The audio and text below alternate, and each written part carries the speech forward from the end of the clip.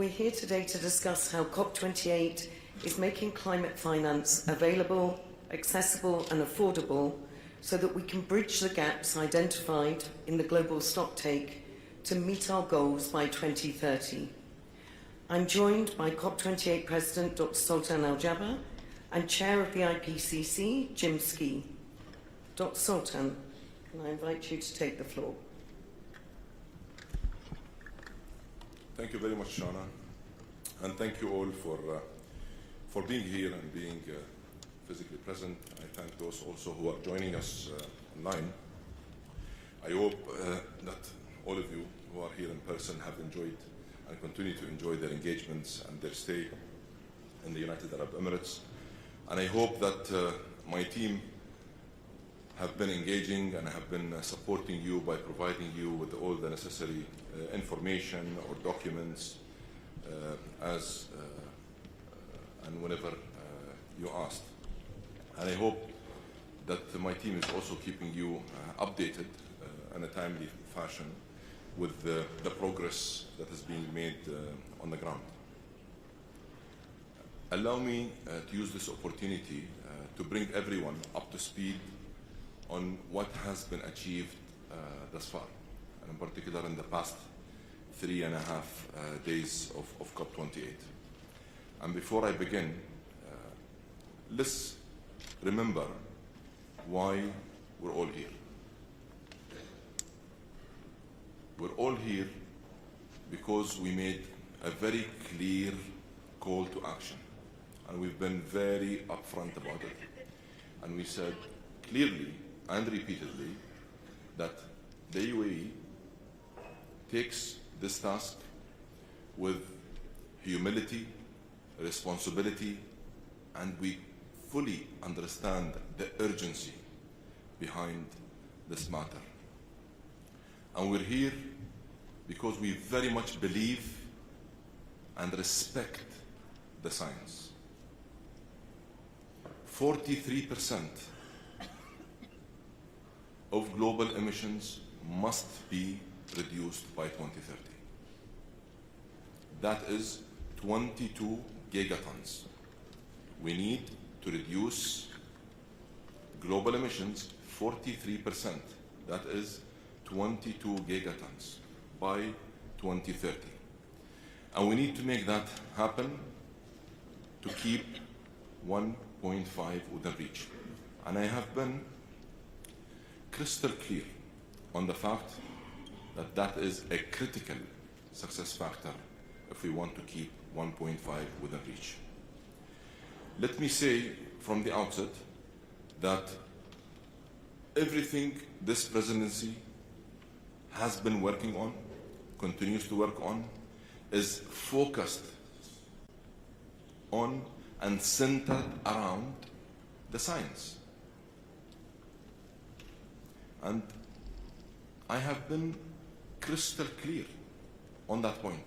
And every opportunity I had with many around the world and all of my public engagements, I have always been very clear on the fact that we are making sure that everything we do is centered around the science. I am approaching this task, as I said, myself and my team at the COP28 presidency, with full understanding of what is at stake.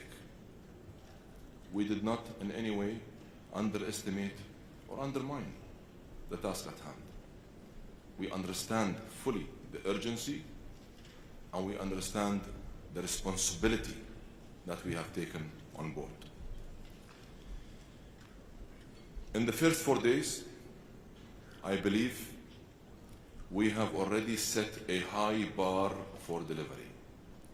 And there is a real sense of momentum, traction, positivity, and excitement. I also can tell you that there is real hope out there across the site and across everyone I came across. There is real hope and optimism that this is a major inflection point and we cannot miss the opportunity. This is our opportunity to deliver real, tangible paradigm shift that will course correct and put us on the right track of keeping 1.5 within reach. In fact, I must say, a special thing is happening here at COP28. A special thing is actually happening here in Dubai. We voted on and supported and adopted the agenda in the first hour of the first day of COP. In the 12 COPs I have personally participated in, and I'm sure in this room there are people that have participated in many more than only 12 COPs. Never ever did we see the agenda get adopted on day one, let alone first hour. Parties then came together on the first day to make a historic decision. That's history. In fact, it's a breakthrough agreement on loss and damage. And we didn't only operationalize it, but we began filling it. And that's what I have been repeatedly saying. Our task is not only to operationalize it and establish or create an empty bank account. No. We made a promise. We want to operationalize it, and we want to agree the funding arrangements and start filling it. And that's exactly what happened. And again, that's the first time in any COP, on day one, such a decision gets adopted. This is historic. These are success stories. No one can deny those. It is also worth reminding everyone that the loss and damage was in real danger of not happening at all until we made a bold call and we requested to convene a special session in Abu Dhabi to get it over the line. And this happened right after the pre-COP in the beginning of November. TC5 was never part of the agenda or part of the plan. But we took that bold decision to ensure that we give it our best shot and we utilize and capitalize on our abilities, expertise, network, partners, relationships to get it over the line. And yes, we got it over the line with the help and support of all parties. We also brought together the US and China in an unprecedented commitment to an economy-wide reduction of methane and other non-CO2 gases. These gases are over 80 times more damaging than CO2. Tackling methane will have massive near-term impact on keeping 1.5 within reach. And that's why I am putting it at the top of my agenda. In fact, it has been one of my top priorities as the COP presidency. And we made it be very high and a top priority for everyone. And that's why we're able to make progress. I am pleased to say that we have also mobilized over $57 billion in new pledges and commitments only in the first 4 days. 30 billion in a new custom-tailored UAE catalytic fund that is 100% focused on solutions and bridging gaps to climate change. 725 million for loss and damage. $9 billion annually announced by the World Bank. Over $3 billion for the Green Climate Fund. 2.7 billion for health. 2.6 billion for nature. 1.2 billion for relief, recovery and peace. And 2.5 billion for renewable energy and 1.2 billion for methane reduction. On top of that, parties have rallied around a number of pledges and declarations that get the world moving in the right direction. That's the course correction we're talking about. That is us nurturing a new culture and a new DNA that is centered around making things happen. It's the action agenda that we have adopted since day one. It's the delivery, it's the implementation, it's the fact that we have been recognizing the efforts and the progress made over the years, and our intent, genuine and sincere intent, to take that responsibility and attempt to translate all this great progress into real actions. And that is what we're trying to bring to the table. 8 new declarations have been announced, and these declarations are designed to help transform every major sector of the global economy. The Global Decarbonization Alliance, bringing together more countries and more companies around net zero than ever before. Again, that has never, ever happened before. This is all aimed at decarbonizing the supply and the demand. And that's, again, a unique approach. That's a very unique model, the integration between supply and demand of the energy system at the same time. 50 oil companies, oil and gas companies, aiming for zero methane emissions by 2030 and net zero by 2050. First time ever. Plus, a global pledge to triple renewable energy and double energy efficiency.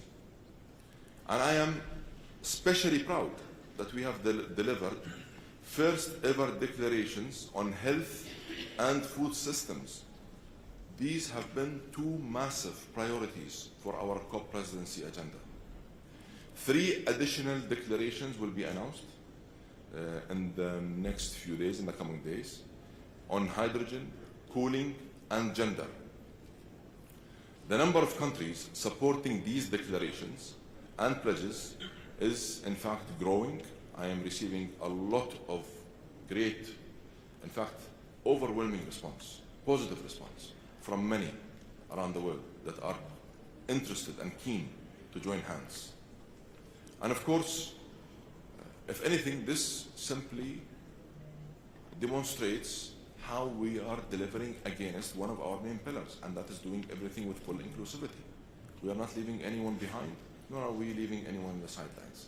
We're engaging and we're bringing everyone on board. And I'll be happy to tell you about all the countries that have signed up to our declarations if you're interested, or I can have my team share with you all the details. I really think something special is really happening here. The positivity, the optimism, the hope, the momentum, the determination is just growing. And I will stay focused, laser focused, on delivery and maintaining this momentum until we land the most ambitious response to the global stocktake. It is time for us to seriously cooperate, collaborate, unite.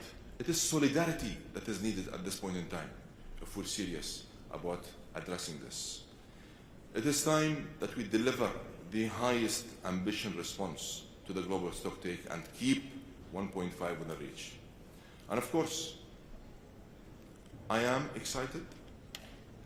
I am more determined than ever before, and I do look forward to rubbing shoulders against everyone, working with everyone, rolling up my sleeves and working very closely with the negotiators to get this job done. And before I hand over to my colleague Shana,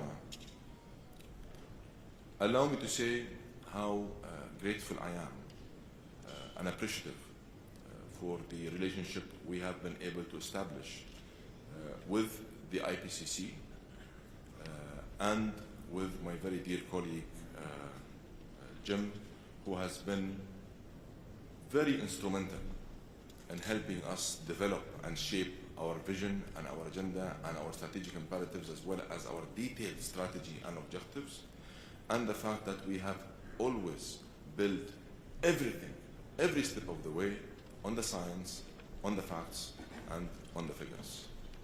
I thank you. Thank you, Dr. Sultan. If I can open the floor now to questions. Do we have some microphones that we could... Lady here in the third row back, right in front of me. And if I could ask each person, please, to identify themselves, their outlet, and please limit it to one short question in the interest of time. Thank you very much. Thank you very much. Lucy Cormack from the Sydney Morning Herald in Australia. Dr. Sultan, if I may, reports in The Guardian of your comments that there is no science behind calls to cut fossil fuels. Do you maintain this, and do you accept that language like this and talk of people living in caves could contribute to a loss of public confidence in this COP outside of the negotiating bubble here on site? Let's talk delivery, let's talk progress, let's talk momentum and action. Let's talk about facts on the ground. Let me just say this about the media reports, without naming anybody. The media reports on a conversation I had with a person I have a great deal of respect for, and that is Mary Robinson. I have incredible respect for Mary Robinson, and I have a great deal of respect for everything she has been able to accomplish and achieve over the years. And when I received, in fact, I was very honored to receive her invitation to participate and speak in a discussion around climate and gender. Climate and gender. That was the topic that I was invited for, and I very much appreciated and respected the invitation, and that's why I did not even blink. I accepted it right away. And let me just clarify where I stand on the science. I hope this time it gets picked up, because what I'm saying today, you have access to all of my public engagements. It's there. I'm not going to say anything new.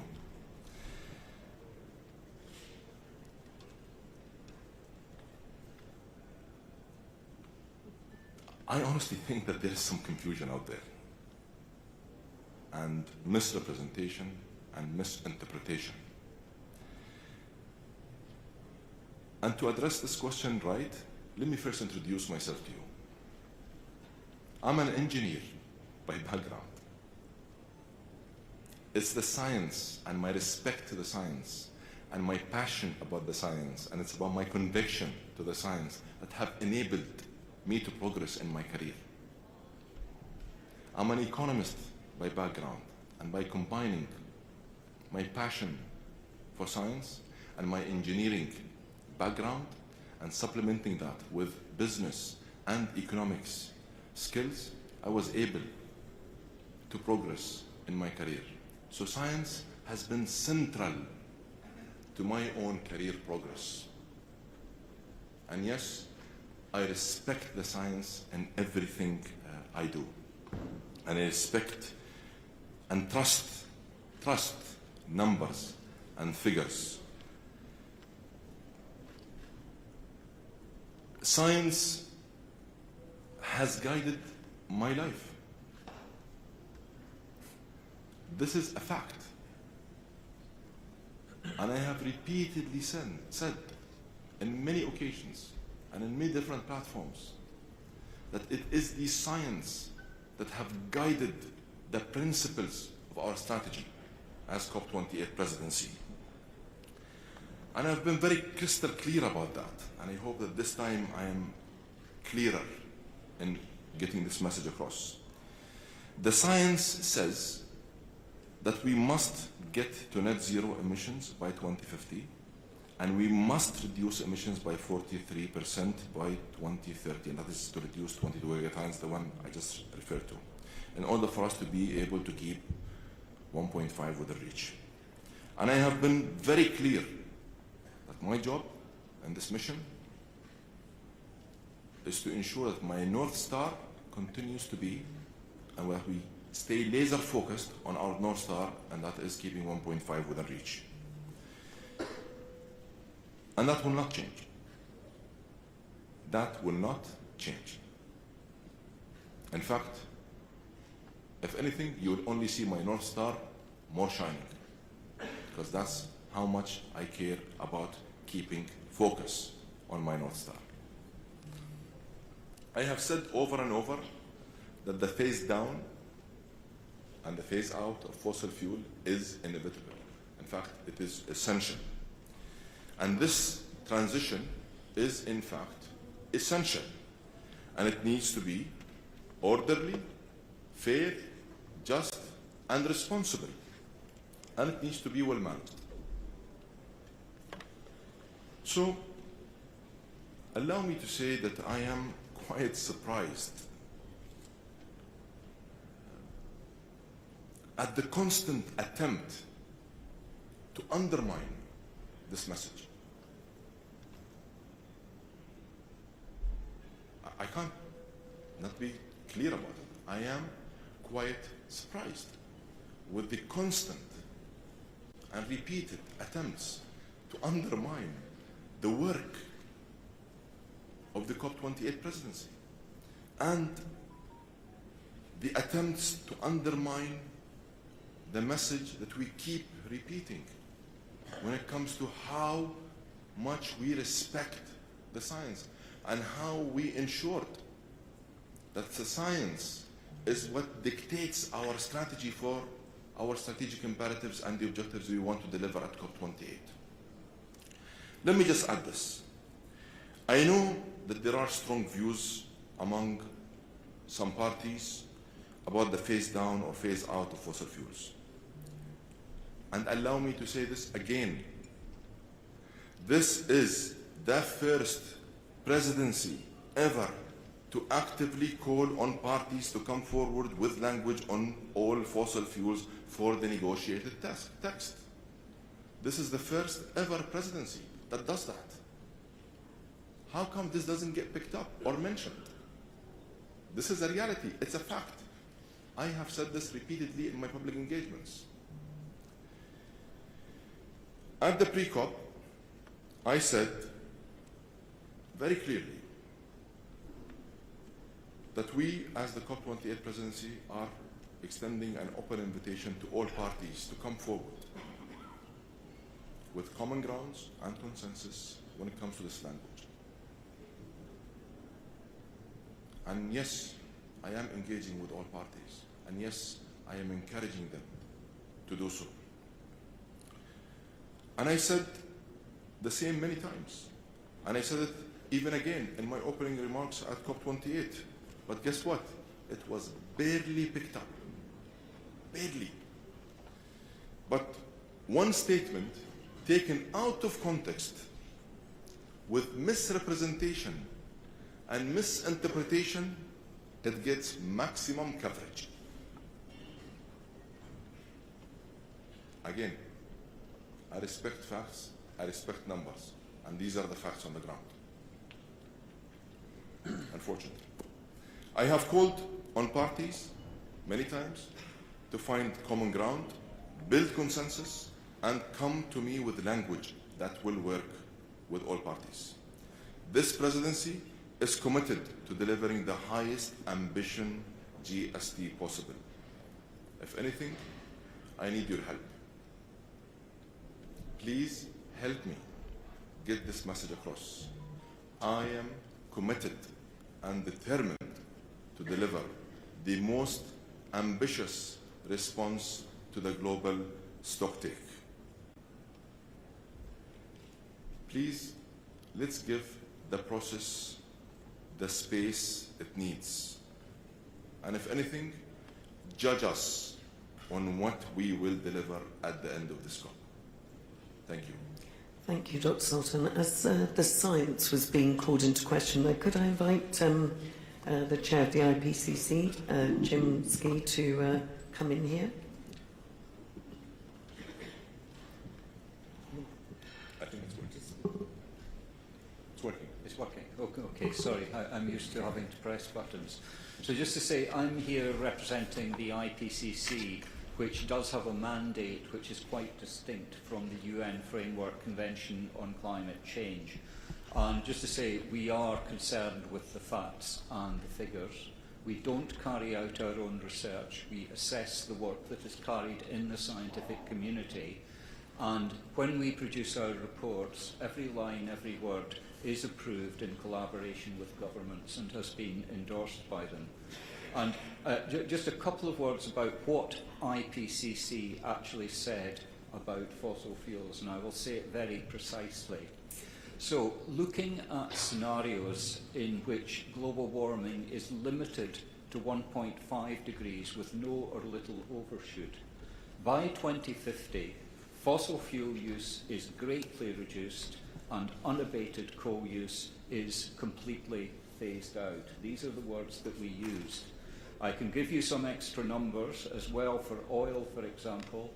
Oil use by 2050 is reduced by 60%, and natural gas use is reduced by 45%. I might say that I have had a small number of one-to-one conversations with Dr. Sultan, and the topic has exclusively been on the science. And I can say that, that Dr. Sultan has been attentive to the science as we have discussed it, and I think has fully understood it. So I don't want to go beyond that and do interpretation. I think we should have the facts out there, and if people want to see the detail from the IPCC reports, we would happily provide them to journalists. Thank you very much.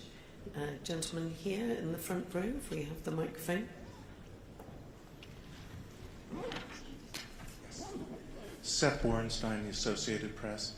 Dr. Sultan, just to drill a little deeper into your comments, can you go through and define for us time periods you are talking about with phase down and phase out, the difference to you between the two, and how, and with the Secretary General has said just here a few days ago, don't even talk abated.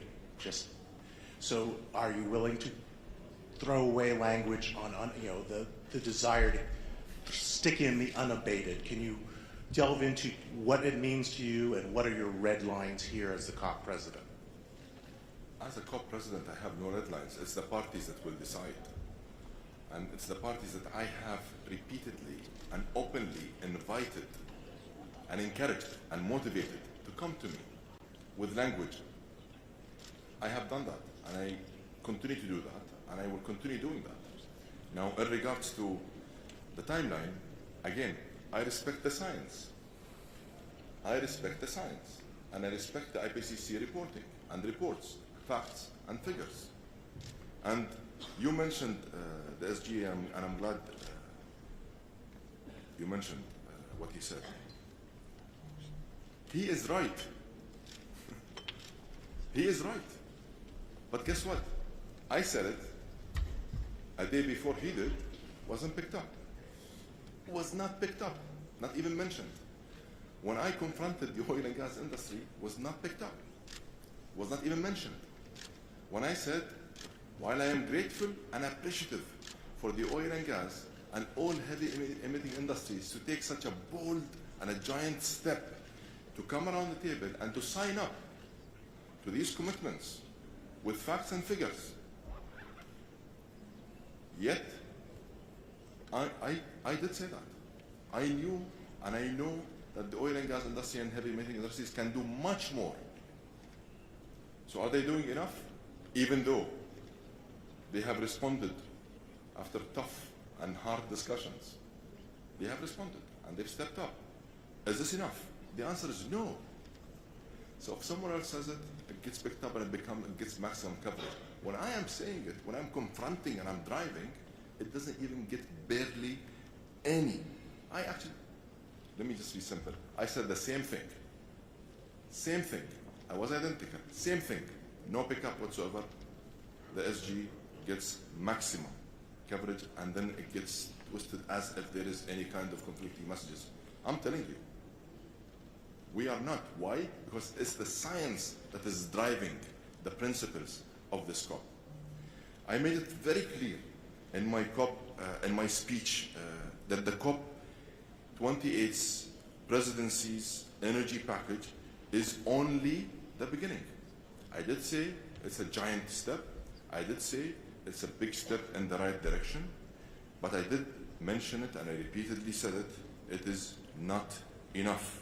And I did encourage everyone to work with us and to help us identify more and new solutions, and to help make this energy package better and help us unlock its potential.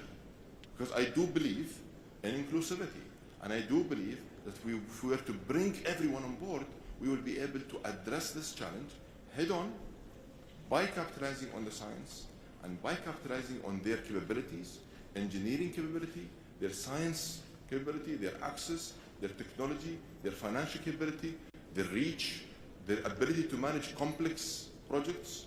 I believe that they can help fast track this transition. Thank you, sir. Thank you very much. I'm afraid we're going to have to draw it to a close with 4 key themes in today. We have a very busy schedule. We will be back tomorrow morning at 9:30 a.m. in this room, and we look forward to seeing you then. We hope you enjoy the rest of the day today. Thank you very much, everybody. Thank you.